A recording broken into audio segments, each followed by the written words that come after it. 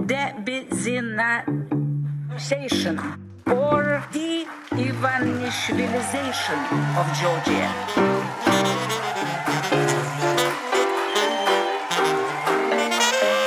What does it mean, de-oligarchization? It means de-Ivanishvilization or de-Ivanishvilization of Georgia. გამარჯობა მეგობრებო, ფორმულას ეთერში თქვენ უყურებთ 246 ეპიზოდს გადაცემის საკვირაში ერთხელ მიშამ შვილაძესთან. დიდი ხანია გადაცემა მართლა კარგი ამბით არ დაგვიწყია და არ გაუშვათ ეს შანსი ხელიდან. ხოცები დათანხმდნენ, რომ დუშენის სინდრომის მქონე ბავშვების დასახმარებლად რამეს იზამენ. შეიქმნება სამუშაო ჯგუფი, დაიწყება მოლაპარაკებები ფარმაცევტულ კომპანიებთან და მშობლები ჩართულები იქნებიან პროცესში. მადლობა თითოეულ ადამიანს და განსაკუთრებით დაიცავი ილიაუნის ახალგაზრდებს, ვინც ეს თემა მიიტანა თითოეულ ქართველამდე. რის შემდეგაც სახელმწიფო იძულებული გახდა რამე მოეფიქრებინა. მოდი ვნახოთ, რას ამბობდა ქოცური პროპაგანდა ცოტა ხნის წინ. მოძრაობა დაიცავი ილიაუნის ქმედება, ეს არის უკიდურესი უპასუხისმგებლობა. მშობლების დაცინვა და პაციენტებზე ფსიქოლოგიური ტერორიც კი. როდესაც ყველანაირი მორალური წინააღმდეგობის გარეშე, სხვისი ტკივილით, პოლიტიკური ქულების მოპოვებას ცდილობ, იქ მთავრდება ყველაფერი ადამიანური. როგორ ფიქრობთ? ახლა ვინმე შერწყვება ამებს რო კადრულობდნენ? ვინც ფიქრობთ, რომ კი შერწყვებათ, გილოცავთ. თქვენ ძალიან კარგი ადამიანი ხართ.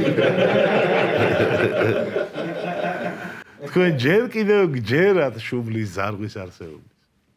დავიწყოთ საერთაშორისო ამბებით. რუბრიკა როგორ გავარჩიოთ ერთმანეთისგან მტერი და მოყვარე. ერთი შეხედვით მარტივია, ხო? რა უნდა მტრის და მეგობრის გარჩევას. მაგრამ ბოლო წლებში შეამჩნევდით, რომ ძალიან გართულდა. რუსკოცური პროპაგანდა აგინებს მეგობრებს, აქებს ან ხმას არიღებს მტრებზე. მე გასწავლით უტყუარ ხერხს, რომლითაც 100%-იანი სიზუსტით დაადგენთ, ვინ არის მეგობარი, ვინ მტერი და ვინ მინიმუმ მტერი თუ არა არც მეგობარი. გაერომ მიიღო საქართველოს მხარდამჭერი რეზოლუცია, რომელიც ეხება საქართველოს ოკუპირებული ტერიტორიებიდან დევნილ ადამიანებს.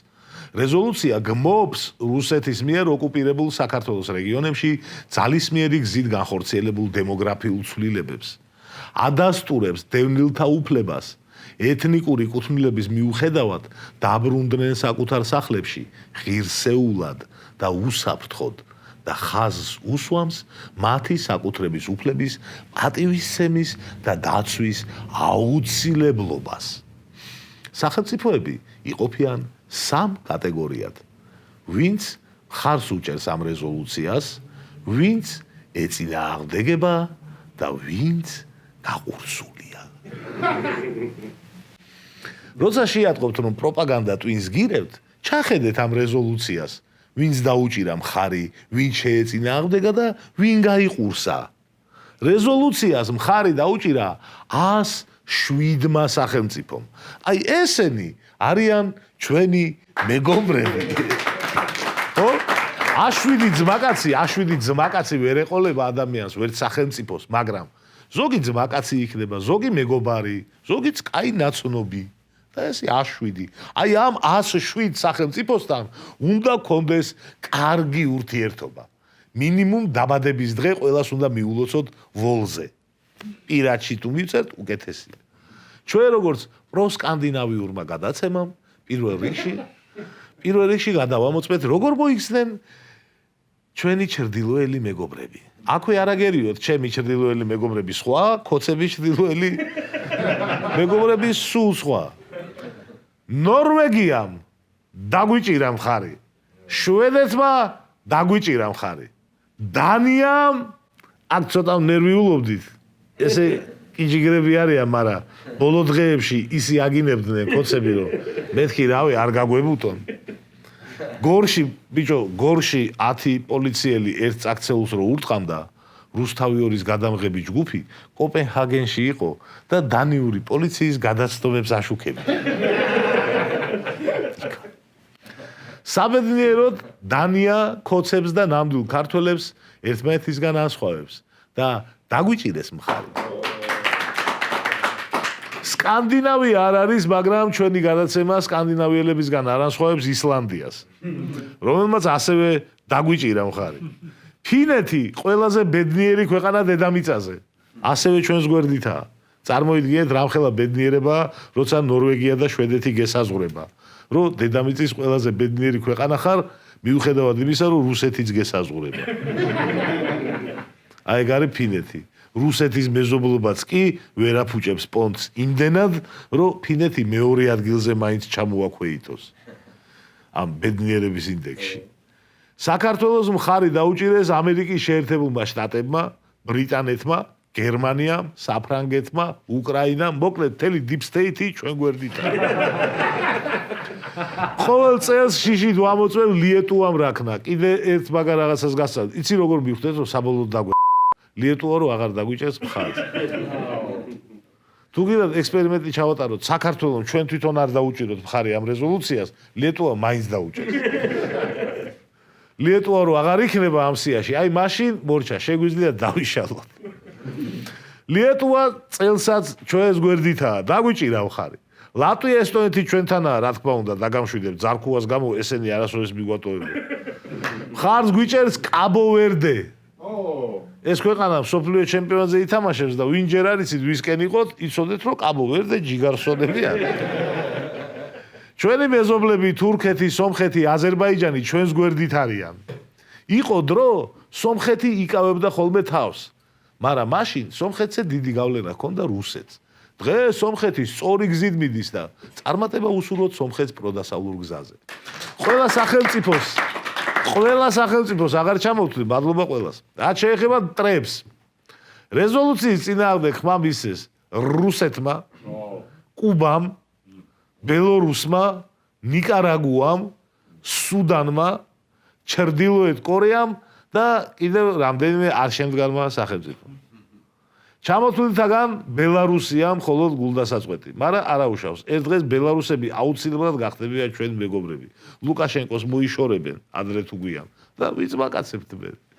ბელარუსის შემთხვევაში მართლა შეგვიძლია ხალხი და მთავრობა გავმიჯნოთ ერთმანეთისგან. პრინციპში რუსეთის გარდა ყველა სახელმწიფოს შემთხვევაში შეგვიძლია რომ ანალოგიურად მოვიქცეთ. წესიერი მთავრობა და ყველას დაველაპარაკებით. ერთ-ერთი რუსეთია, სადაც სახელმწიფო და ხალხი ვერ გაიმიჯნება. ნუ მინიმუმ რამდენიმე ათეული წელი ვერ გაიმიჯნება. საუკუნის ბოლოს ვნახოთ, დავაკვირდებით რა საზოგადოება ეყოლებათ, იმის მიხედვით გადაწყდება. ვნახოთ რა, ეს გადაცემა აღარ იქნება საუკუნის ბოლოს. თქვენ ნახეთ.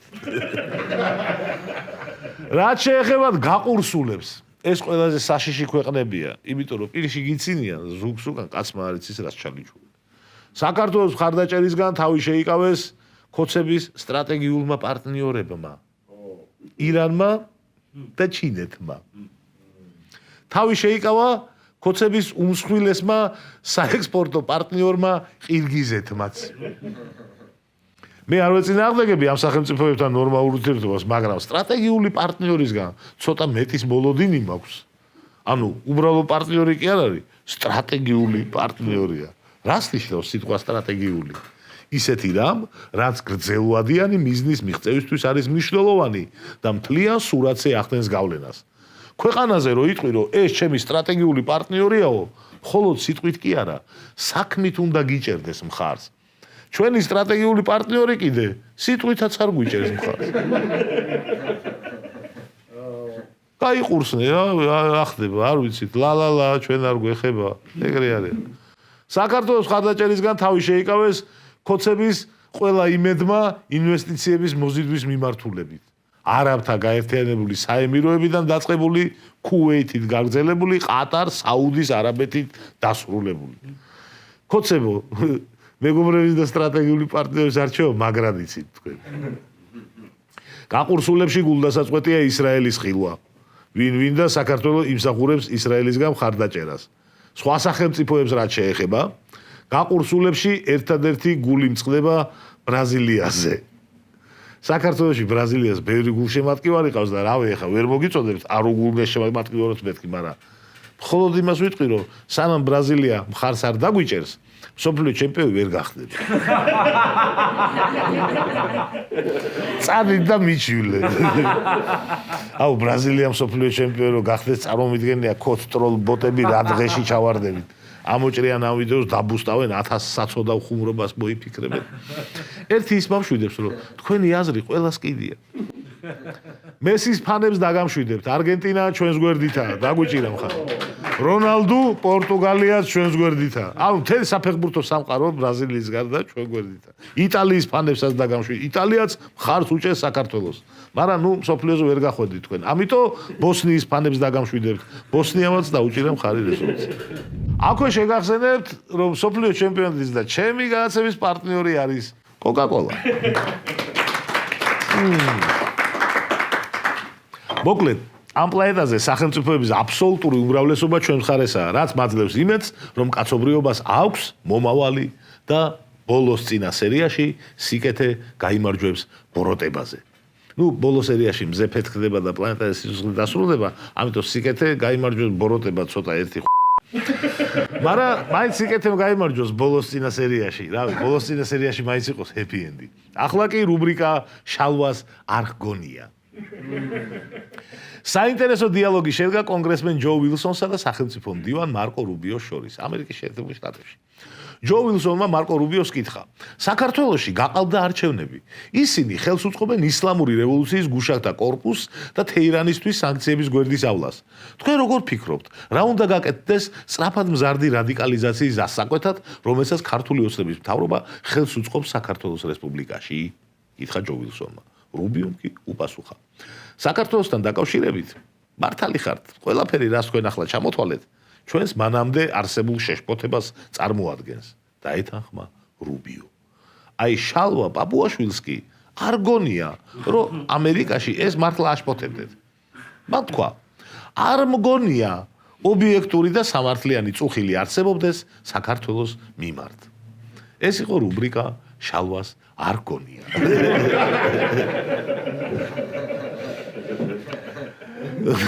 არ გონია. რუბიომ იმედი გამოთქვა, რომ საქართველოს ხელისუფლების პოლიტიკაში დაინახავს ტრაექტორიის ცვლილებას. იმედია შეუძლებთ საქართველოს ხელისუფლებისგან ტრაექტორიის ცვლილების დანახვას, განაცხადა რუბიომ. ტრაექტორიის შეცვლას არც განიხილავს დავით მათიკაშვილი. პოლიტიკის ტრაექტორიის ცვლილება დღის წესრიგში არ გვიდგას. ისე თქვა მათიკაშვილმა, ვითომ დღის წესრიგზე მართლა რამეს ეკითხებია. ირაკლი კობახიძემ კი ამ საკითხზე უკვე დადო ივნისის სატოპ 5 განცხადება. რაც შტატებს უნდა და რაც მამას უნდა, ამას გაიგებთ მოგვიანებით. მამაში ვინ იგულისხმა, აზზე არ ვართ, არავინ ვერ ხვდებით. კომენტარებში თქვენი ვერსიები გაასწორებთ. ამერიკაში კი აკრიტიკებენ ქოცებს, მაგრამ სამაგიეროდ საფრანგეთში შეაქეს. საქართველოს ახლანდელი ხელისუფლება პრაგმატულია, განაცხადა ემანუელ მაკრონმა. მართლა კი არა. მაკრონს არ უთქვამს, ეს თქვა სერგეი ლავროვმა. რუსები აქებენ ქოცებს, ქოცები აგინებენ დასავლეთს და ქვეყანაში კიდევ დარჩა ადამიანთა კატეგორია, რომელიც ვერ ხვდება, საით მივდივართ. რუსებმა უვიზო მიმოსვლა დაუშვეს. ევროპაში განიხილავენ უვიზო შეჩერებას, მაგრამ საით მივდივართ? რა ტრაექტორიის ცვლილებაზეა საუბარი? ლავროვის კიდევ ერთ განცხადებას წაიკითხავთ. საქართველოს ხელმძღვანელობას ევროკავშირში გაწევრიანების უარყოფითი მხარეები ესმის. ალბათ გაგიკვირდათ წინა განცხადების გამო ლავროვს რო არ ვაგინე. ამისთვის ვინახავდი, მაგის დედა. ახლა კი რუბრიკა ჩვენი ერთმორწმუნე ოკუპანტები. რუსეთის მართლმადიდებელი ეკლესიის მიტროპოლიტი ილარიონ ალფეევი მსახურებისთვის არგენტინისა და სამხრეთ ამერიკის ეპარქიაში გაგზავნეს. ეს ილარიონი მაისში ჩეხეთში დააკავეს ნარკოტიკების შენახვისთვის. მართლა მერე გამოუშვეს და რუსებმა გაუშვეს სამხრეთ ამერიკაში მსახურებისთვის. რავი, რო დაფიქრდე სადღაც სწორიცაა ნარკოტიკებთან დაკავშირებული კარიერის აწყობა თუ გინდა სამხრეთ ამერიკაში გაცილებით საინტერესო სახელმწიფოები არსებობს ვიდრე ჩეხეთი. რა ჩეხეთი? ეს ილარიონი ძალიან საინტერესო პერსონაჟია. ილარიონი ხშირად ჩამოდის ხოლმე თბილისში. ძალიან კარგი ურთიერთობა აქვს ჩვენ საპატრიარქოსთან. ერთხელ სპეციალური მისიით ჩამოვიდა და მეორე დღეს მეუფეშიო მოსაყდრედ დაინიშნა. 2022 წლის ივნისამდე მიტროპოლიტი ილარიონი რუსეთის მართლმადიდებლური ეკლესიის საგარეო ურთიერთობათა დეპარტამენტის თავმჯდომარე იყო და პატრიარქ კირილის უახლოესი წრის წევრიც. შემდეგ გაურკვეველი მიზეზების გამო ილარიონი თანამდებობიდან გაათავისუფლეს, სინოდიდან გარიცხეს და უნგრეთში გაგზავნეს სამსახურში. უნგრეთში ილარიონი ორბანს ჩაუბრატდა და ძალიან ტკბილად ცხოვრობდა. ემსახურებოდა უფალს, მაგრამ ეშმაკს არ წინავს. ილარიონს სტიქაროსანმა ბრალი დასდო სექსუალურ შევიწროებაში და გამოუგვეხდა მრავალი აუდიო და ვიდეო მასალა, რომელიც ილარიონის ჰომოსექსუალურ ურთიერთობებს ადასტურებდა. ახლა ვნახოთ რასიზმს სამხრეთ ამერიკაში. რავი, სამხრეთ ამერიკის მრევლი თამამად ვიტყვი რომ საიმედო ხელში.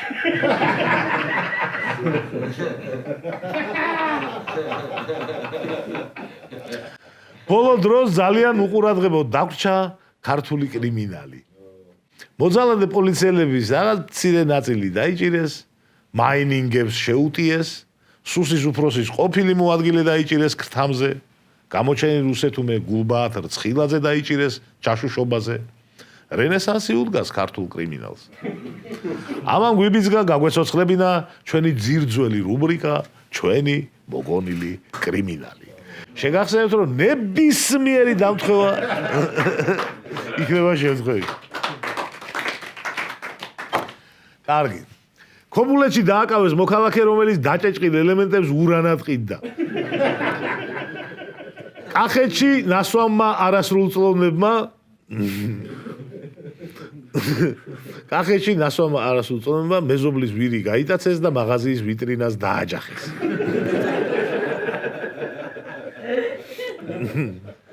ლაგოდეხის ნაკრძალში წითელ წიგნში შეტანილი დათვის ბუნაგში კოლცენტრი აღმოაჩინეს. კასპში გვარის დალოცვა ხელჩართულ ჩხუბში გადაიზარდა. მესტიაში ჩხუბმა ერთ თვეს გასტანა.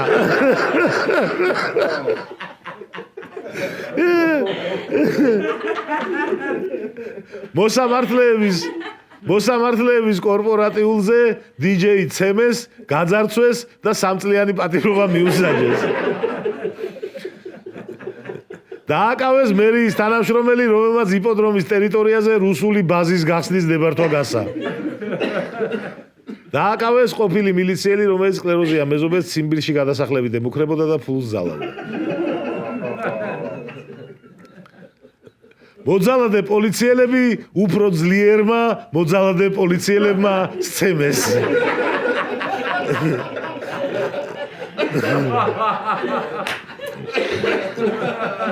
აეროპორტში დააკავეს პაკისტანის მოქალაქე, რომელსაც 100 აბი ექსტაზი ცოცხალი პითონით გადმოქონდა. დღეისათვის მეტი კრიმინალი არ გვაქვს, მეგობრებო, შეგახსენებთ ნებისმიერი დამთხევა იქნება შემთხვევით.